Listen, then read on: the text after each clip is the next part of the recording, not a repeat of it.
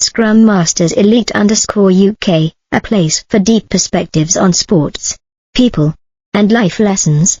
Subscribe to reflect and grow every day. Regarding Augustine Pulu and the collision that led to a red card in the match between Moana Pasifika and the Blues at Eden Park, I didn't feel the surge of outrage or anger that many people often have when reacting to controversial moments in sports. Instead, a quieter feeling settled in, a reflective pause about the fragile boundary between passion and control, between competitive instinct and professional responsibility, between who we are in a moment and who we are across a lifetime.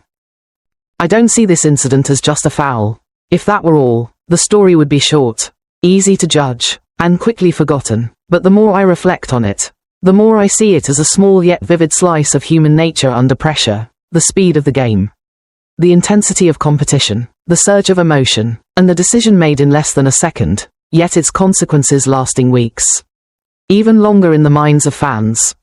I imagine the moment in the 17th minute, when Pulu charged into a contest with Sam Knock, a high swinging arm, direct contact to the head. This was not just a technical error, but a dangerous point of impact. In rugby, collisions are part of the game, but precisely because of that, safety boundaries become sacred. When a player crosses that line, intentionally or not, the consequences move beyond the game and into the health and career of another person. What made me pause longer wasn't the red card, but what came after, the embrace between Pulu and Knock. Two people who were once teammates, who shared memories, now standing on opposing sides, yet in that moment, they were no longer opponents. They were simply human again. And that detail makes the story far from simple. I wonder, in that instant, did Pulu immediately realize his mistake? Or did it only sink in when he saw Knock on the ground? I don't have the answer, but I believe any sense of regret, if it exists, wouldn't come from the Super Rugby Pacific sanction, but from the look in a former teammate's eyes, when the suspension was handed down, 3 matches, reduced from an initial 6-week entry point. I didn't see it as too harsh, or too lenient. I saw it as necessary.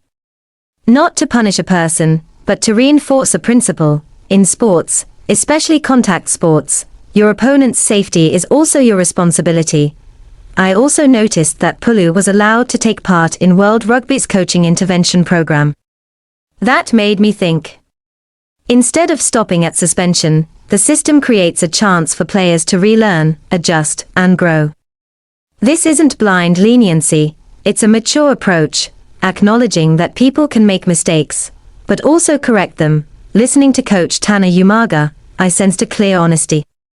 He acknowledged that the red card hurt the team, and more importantly, hurt Knock. It made me reflect on leadership, not just protecting your players, but facing the truth, even when it's uncomfortable. On the other hand, Vern Cotter's reaction, choosing not to dwell on the red card, made me think differently.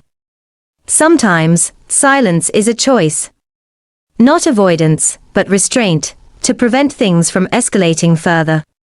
In a world where every statement can be amplified, silence can keep a story from going too far. I also think about referee James Dolman. The initial decision was a yellow card, later upgraded to red after video review. This highlights something important. In the moment, people may not see everything clearly, but technology and reflection allow us to correct mistakes. This isn't just about sports, it's a life lesson. Don't rush to judgment, give yourself the chance to reassess. The more I reflect, the more I realize this story isn't just for rugby fans, it's for all of us. For me, the clearest lesson is about control. In high-pressure situations, it's easy to act on instinct, to say something you shouldn't, to do something you shouldn't. Like Pulu's swing of the arm, those actions happen quickly, but their consequences linger. It makes me ask, am I aware enough to stop myself in that moment? Another lesson is responsibility after mistakes. Pulu apologized immediately. That doesn't erase the error, but it shows he didn't avoid it. In life, the goal isn't to avoid all mistakes, that's nearly impossible, but to choose how we face them. For fans, this is also a reminder. We often see athletes as symbols, near-perfect role models. But in reality, they are human with emotions, flaws, and limits. Criticism is easy, understanding and empathy are much harder. I also think about how media and audiences react. A red card can become the center of controversy, even personal attacks.